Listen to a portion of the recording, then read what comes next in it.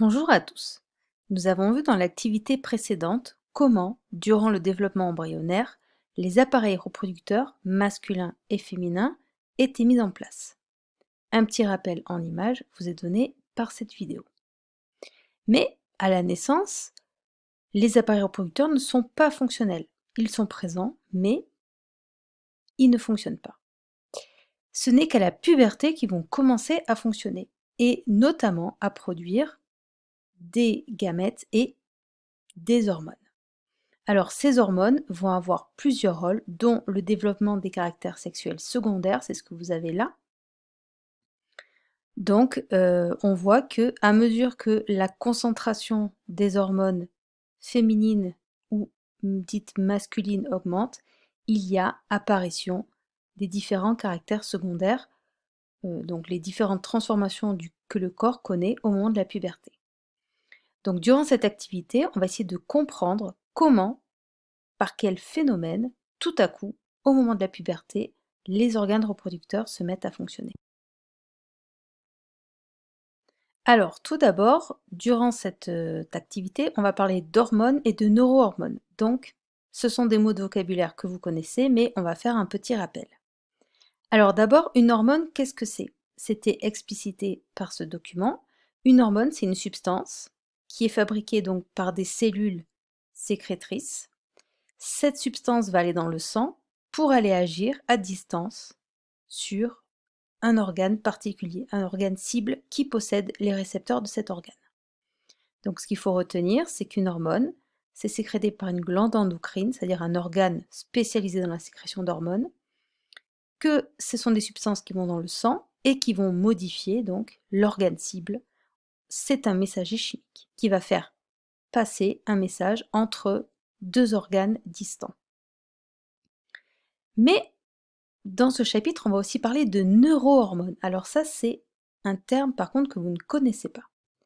Alors, on vous dit ici que la GnRH est une neurohormone. Donc on va voir s'il y a des similitudes ou des différences avec la définition précédente. Première chose, donc la GnRH, elle est là, c'est ces petits points violets. On voit que elle est sécrétée dans le sang. Donc ça, c'est une première similitude. Deuxième chose, on voit qu'elle va agir sur un autre organe. Donc une neurohormone, comme les hormones, c'est une substance qui passe dans le sang et qui va aller agir à distance sur un autre organe. Par contre, ce n'est pas une glande qui la fabrique, mais des neurones à GnRH. Alors les neurones, normalement, ça vous l'avez vu au collège, ce sont des cellules nerveuses qui normalement sont chargées de transmettre des messages nerveux. Et lorsqu'elles communiquent entre elles, ces cellules, c'est ce que vous aviez ici, donc il y a sécrétion de molécules, mais là qu'on appelle des neurotransmetteurs, et qui passent d'un neurone à un autre. Et bien là, ces neurones à GnRH, ce ne sont pas des neurotransmetteurs qui sécrètent, mais une hormone, puisque c'est une substance qui va dans le sang. Donc voilà, ce qu'il faut retenir, une hormone passe dans le sang, et elle est sécrétée par une cellule endocrine, alors qu'une neurohormone, elle passe dans le sang, mais elle est sécrétée par un neurone qui est donc une cellule nerveuse. Alors maintenant que nous avons mis ça au point, nous allons pouvoir nous attaquer à l'appareil reproducteur masculin. Alors avant de commencer, on va faire un petit rappel sur l'anatomie de l'appareil reproducteur masculin. Donc il est formé de plusieurs organes, les testicules, qui sont donc les organes qui produisent les spermatozoïdes, les vésicules séminales et la prostate, qui vont donc fabriquer le liquide séminal qui va contenir les spermatozoïdes, et enfin donc le pénis, qui est l'organe par lequel va être éjecté les spermatozoïdes. Alors, si on s'intéresse maintenant un peu plus à la structure des testicules, donc c'est ce qui vous était expliqué ici dans le document 1. Alors les testicules, à l'intérieur, il y a une multitude de petits tubes. Donc c'est ce que vous voyez là, plein de petits tubes enchevêtrés. Et donc en coupe, si on voit donc ici un petit tube en coupe, on reconnaît au centre les flagelles des spermatozoïdes. Donc c'est dans ces tubes que sont formés les spermatozoïdes. Vous aviez un petit document qui vous expliquait comment étaient fabriqués ces spermatozoïdes. Donc, dans le tube, vous avez différents types de cellules et ces cellules vont se différencier au cours du temps pour aboutir à la fin à la formation de spermatozoïdes.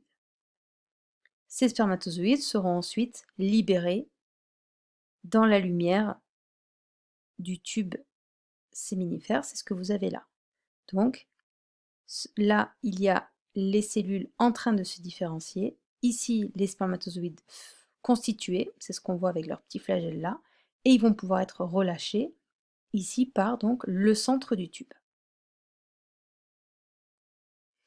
Alors, dans les testicules, il y a également d'autres types de cellules. Donc, vous reconnaissez ici différents tubes, donc qui ne sont pas entiers. Et entre les tubes, il y a des cellules spéciales qu'on appelle cellules interstitielles et dont le rôle est de fabriquer la testostérone, qui est donc l'hormone qui va être fabriquée au moment de la puberté en très grande quantité. Il y a également présence de vaisseaux sanguins puisque la testostérone va être libérée dans le sang. Grâce à ces informations, vous avez donc pu compléter le document de l'exercice numéro 3 de votre manuel.